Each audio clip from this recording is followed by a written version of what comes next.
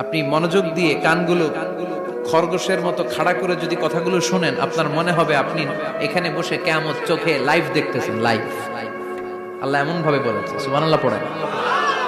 তা আসুন আমরা সরাসরি কিয়ামতকে দেখে আসি। আসলে কিয়ামতটা কেমন বর্ণনা করছেন কে? আল্লাহ। সূরার নাম হচ্ছে সূরাতুল কারিয়া। কি নাম? আওয়াজ করে উত্তর দিতে হবে। সূরার নাম আল কারিয়া। চিৎকার মেরে বলেন সূরার নাম কি? আল কারিয়া। এটা মাক্কি সূরা। কি সূরা? বিশ্বনবীর জীবনের দুইটা পর্ব, একটা মাক্কি পর্ব আর একটা মাদানী পর্ব।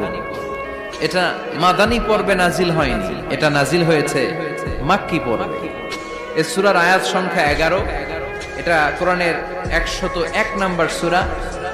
এটা আল কোরআন আল কারীমের 30তম পারায় অবস্থিত একটা সূরা। আমাদের অনেকেরই মাশাআল্লাহ মুখস্থ আছে, আছে না? ইমাম সাহেব নামাজে প্রায় পড়ে, অনেকেরই মুখস্থ। শুনতে শুনতে কবে যে মুখস্থ হয়েছে আমাদের নিজেরাও জানি না। সুবহানাল্লাহ পড়েন। কোরআনের ভেতরে খালি বরকত, এটার সাথে লাগলেই বরকত, মসজিদে গেলেই বরকত। মনের অজান্তে আমরা এই সূরাকে মুখস্থ করে ফেলেছি। কিন্তু এই সূরার ভেতরে যে আল্লাহ কোরআনের কিয়ামতের এত চমৎকার নকশা এঁকেছেন, এত প্রামাণ্য বর্ণনা দিয়েছেন, এটা আমরা অনেকে জানিই না। আসুন আমরা এই সূরার আলোকে দেখার চেষ্টা করি যে কিয়ামতটা কিরকম হবে। আল্লাহ একটা শব্দকে এই সূরার শুরুতে 3 বার উল্লেখ করে আমাদের দৃষ্টি আকর্ষণ করেছেন। আল্লাহ tried to draw our attention by mentioning 3 times a word, and that is al-qari'ah. al-qari'ah শব্দটাকে তিনি 3 বার উল্লেখ করে আমাদের দৃষ্টি আকর্ষণ করেছেন। একটা শব্দ 3 বার বললে মানুষের দৃষ্টি আকর্ষিত হয় না? যেহেতু এটা আরব দেশে নাজিল হয়েছে, আবার মক্কায়, মক্কার লোকেরা আরবি বুঝে, তাদেরকে প্রথম বলা হলো আল কারিয়া। তারা ফিরে তাকালো, কি আল কারিয়া? আবার বলা হলো মাল কারিয়া। কি মাল কারিয়া? আবার বলা হলো ওমা আদরাকা মাল কারিয়া। আবার তারা ফিরে তাকালো। দৃষ্টি আকর্ষণের জন্য আল্লাহ তাআলা 3 বার এই শব্দটা বলেছেন। এজন্য এই শব্দের একটা সিগনিফিকেন্স, একটা গুরুত্ব, অর্থবহ একটা মানদণ্ড আছে না নাই? আল কারিয়া শব্দের অর্থ হচ্ছে বিকট আওয়াজ। আল কারিয়া মানে কি? কথা বলেন, আরো জোরে বলেন। বিকট আওয়াজ। এই বিকট আওয়াজটা তৈরি করার জন্য আল্লাহ তাআলা একজন ফেরেশতা তৈরি করেছেন, যার নাম হচ্ছে ইসরাফিল। নাম কি?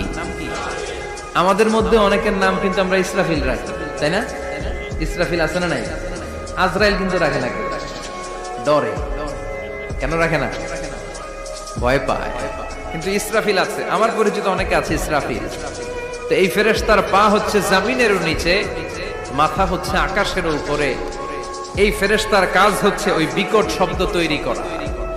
উনি একটা সাইরেনের মধ্যে ফু দিবেন, হুইসেল দিবেন, ট্রাম্পেট। ওই ট্রাম্পিটে, ওই সাইরেনে, ওই হুইসেলে ফু দিলেই শুরু হয়ে যাবে আল কারিয়া। মাল ওমা আদরাকা মাল। এই ফেরেশতার দায়িত্বই হচ্ছে ওই বাঁশির মধ্যে ফু দেয়া। Whistle, siren, trumpet. আরবিতে এটাকে বলা হয় আসুর। ইদা নুফিখা ফিস সূরি নাফখা ওয়াহিদা। যখন তিনি ওই সিংহে একটা ফু দিবেন, সব লন্ডভন্ড হয়ে যাবে, কিচ্ছু খুঁজে পাওয়া যাবে না। আল্লাহ ওনাকে তৈরি করেছেন শুধু এই হুইসেলের মধ্যে, বাঁশির মধ্যে 3টা ফু দেওয়ার জন্য। কয়টা? উনি সৃষ্টির শুরু থেকেই এই বাঁশিটাকে 2 ঠোঁটের মাঝখানে রেখে আল্লাহর আরশের দিকে তাকিয়ে আছে, and just waiting for the green signal. আল্লাহর পক্ষ থেকে সবুজ সংকেতের অপেক্ষায়। যখনই আল্লাহর অর্ডার করবেন, তখনই শুরু হয়ে যাবে আল কারিয়া। মাল ওমা আদরাকা মাল। সৃষ্টির শুরু থেকেই ইসরাফিল ফেরেশতা বিশাল সিংহাটাকে 2 ঠোঁটের মাঝখানে করে আরশের দিকে তাকিয়ে আছে, কখন আল্লাহ অর্ডার দিবে। অর্ডার দিতে দেরি, ফুৎকার দিতে দেরি নাই, ঠিক কি না? বিকট আওয়াজ, গগনবিদারী শব্দ, প্রচন্ড একটা সাউন্ড, জাইগান্টিক সাউন্ড। যে আওয়াজ, যে শব্দ কেউ শুনে নাই। শুনছেন? পৃথিবীতে আপনারা কে সবচেয়ে বেশি আওয়াজের কিছু শুনেছেন? সবচেয়ে বেশি আওয়াজ আপনার জীবনে ঘটেছে কোন জায়গায়? কি দেখেছেন যে অনেক আওয়াজ হয় সেখানে? বলেন তো। হ্যাঁ, বজ্রপাত, বজ্রপাতের আওয়াজ আপনি শুনেছেন, বিকট আওয়াজ, তাই না? বজ্রপাতকে আঞ্চলিক ভাষা আপনারা কি বলেন?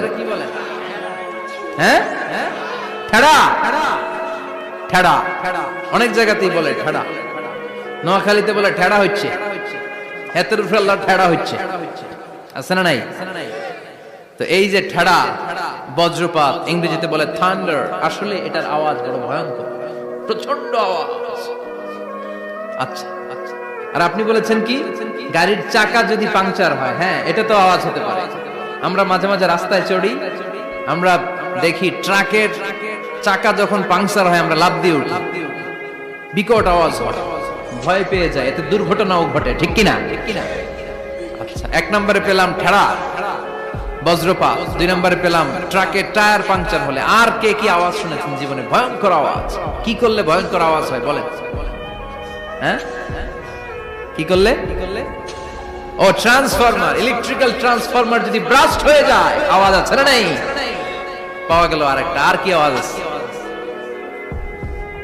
ককটেল মারলে, গ্রেনেড হামলা, বোমা মারলে, সিলিন্ডার ব্রাস্ট হইলে। আর আছে? হ্যাঁ, হাই স্কুলে দপ্তরি যখন ঘন্টার মধ্যে বেল বাজায় আওয়াজ আছে না নাই?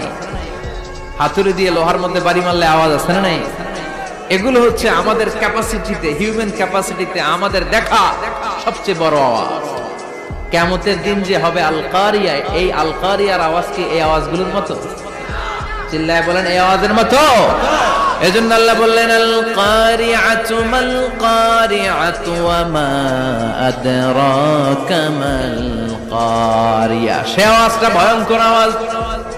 এটা বজ্রপাতের মতো না, এটা ট্রাকের টায়ার পাংচার হলে যে আওয়াজ হয় ওই আওয়াজের মতো না, গ্যাসের সিলিন্ডার ব্রাস্ট হয়ে গেলে যে আওয়াজ হয় ওই আওয়াজের মতো না, প্রাইমারি স্কুলে দপ্তরি যখন ছুটির ঘন্টা বাজায় ওই আওয়াজের মতো না। ওই আওয়াজটা এমন আওয়াজ, ওই আওয়াজ পৃথিবীর কেউ শোনে নাই। সেটার নাম হচ্ছে আল কারিয়া, মাল ওমা আদরাকা মাল, বিকট আওয়াজ, বিকট ভয়ঙ্কর ট্রাম্পিট। এই সাইরেনে ফু দেয়া হবে, প্রথম ফু দেওয়ার সাথে সাথেই লন্ডভন্ড হয়ে যাবে। এই ইসরাফিলকে তৈরি